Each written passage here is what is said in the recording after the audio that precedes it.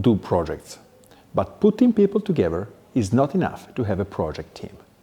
What are the differences between a group of people and the real team? And how can we move from the former to the latter? These are the questions we will try to answer in this lesson. First of all, a group of people is characterized by random skills. Think about a group of friends, for example. We do not decide who is a friend based on her work experience or competencies. Instead, in a team, people are selected according to their skills to get to the final result. This is true for a project team in a company. We will need marketing, manufacturing, R&D competencies, etc. For a small soccer team to play weekly with friends, or a rock band to play music at wedding parties. The relationship among the members of a team goes further. People in a group might have individual and not related goals, while we must have and recognize the same goals in a team. Consequently, the tasks performed by people in a group are largely independent, while those performed by people in a team must be coordinated and integrated.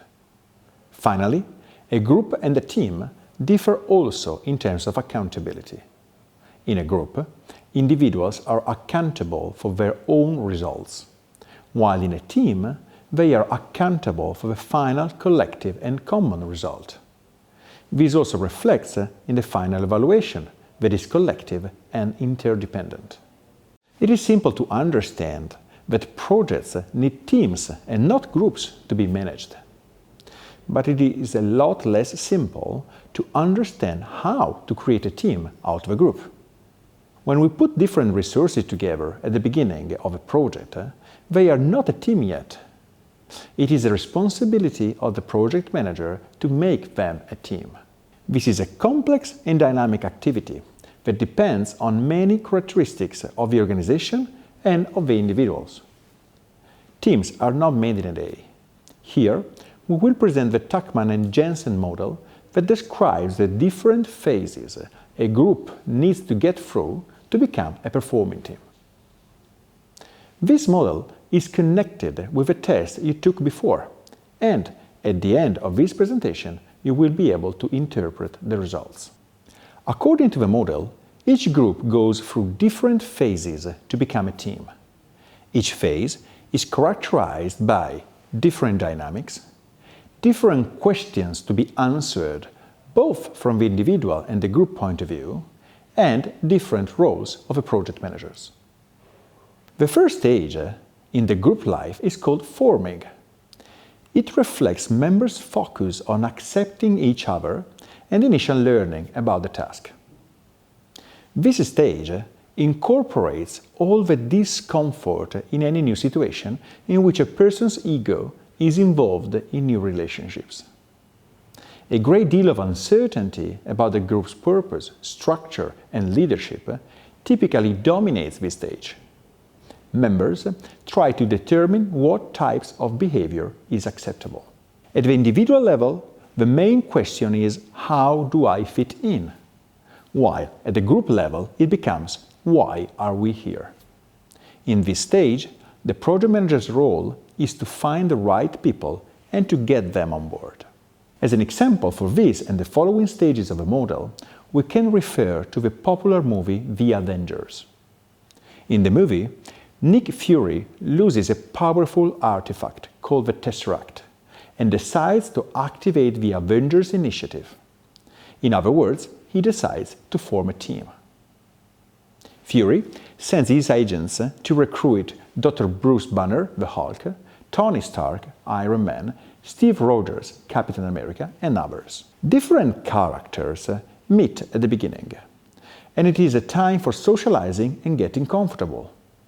Individual roles and responsibilities are established, but still not clear. Processes are ignored. This stage is complete when members have begun to think of themselves as part of a group. After this initial period of caution, there is a second period of predictable storming, as individuals react to the demands of what has to be done, question the authority, and feel increasingly comfortable to be themselves. Conflict emerges as a resistance to constraints on individuality or over who will control the group. At the individual level, the main question is, what's my role here? While at the group level, it becomes, why are we doing this? Who is in charge? And who does what? In this stage, the project manager's role is to coach the team members individually to help them find their role and position within the group. In the movie, this stage starts when the Iron Man, Captain America, Thor and the others have a strong discussion on how they should get the Tesseract back and on the final goals of having the object back. Here, competition, high emotions and conflict are obstacles that we need to address. Different characters have different views and sensibilities and often disagree about how to get to the results. Usually, in this phase, factions are formed within the team, like between Tony Stark and Bruce Banner, both scientists, and this is hampering the team cohesion. When this stage is complete, there will be a relatively clear hierarchy of leadership within the group. The first stage is defined norming. The rules of behavior appropriate and necessary for the group to accomplish the task are spelled out both explicitly and implicitly, and a greater degree of order begins to prevail. Closer relationships develop, and the group demonstrates cohesiveness, showing a strong sense of group identity. At the individual level, the main question is, what do others expect me to do? While at the group level, it becomes, can we agree on roles and norms as a team? The role of a leader in this stage is to enable collective and shared decision-making.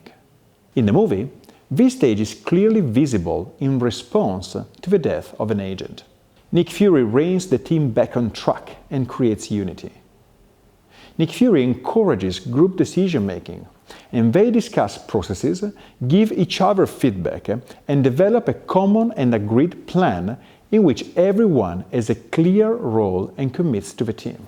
This stage is complete when the group structure solidifies and the group has assimilated a standard set of expectations of what defines correct member behavior. Next comes the period of performing, in which people focus their energies on the task, having worked through issues of membership, orientation, leadership, and roles. The group is now a real team, free to develop working alternatives to the problems confronting it, and the climate of support persists. The organizational structure is fully functional and accepted. The group energy has moved from getting to know and understanding each other to perform. At the individual level, the main question is, how can I best perform my role? While at the group level, it becomes, can we do the job properly? The project manager's role in this stage is to delegate to the team both the decision-making and the execution, being ready to come back upon request. In the movie, this phase starts when the Avengers descend in New York City for the final battle against Loki. The team works together. They are more efficient and display excellent decision-making. The team has a shared vision and they can work towards their goals with a high degree of autonomy. Captain America works as a tactical leader, and since this is a high-performing team, everyone keeps up with the work rate. They all look toward achieving the goal. Team members look out after each other. The Tuckman and Jensen model also includes a final stage called adjourning that is not functional to our objective and we will not discuss for the sake of time. Now, you should be able to read the results of a test you took before this lesson. The letters F, S, N, and P stand for the modal phases: forming, storming, norming, and performing. The lowest possible score per each phase is 8, while the highest is 40. The highest of the 4 scores indicates which stage you perceive your team is operating in. If your highest score is 32 or more, it is a strong indicator of a stage your team is in. The lowest of the 4 scores is an indicator of a stage your team is least like in. If your lowest score is 16 or less, it is a strong indicator that your team does not operate in this phase. If 2 of the scores are close to the same value, you are most likely going through a transition phase. Keep in mind that the model is linear, but the reality might not be. Teams in the performing phase might flow back to the norming or even to the storming when facing difficulties or radically new tasks. Finally, beware that teams tend to over-evaluate their performance level. The large majority of teams they pitch themselves into the performing stage. An interesting exercise I suggest you to do is to ask all the team members to take the test and then compare and discuss the results publicly.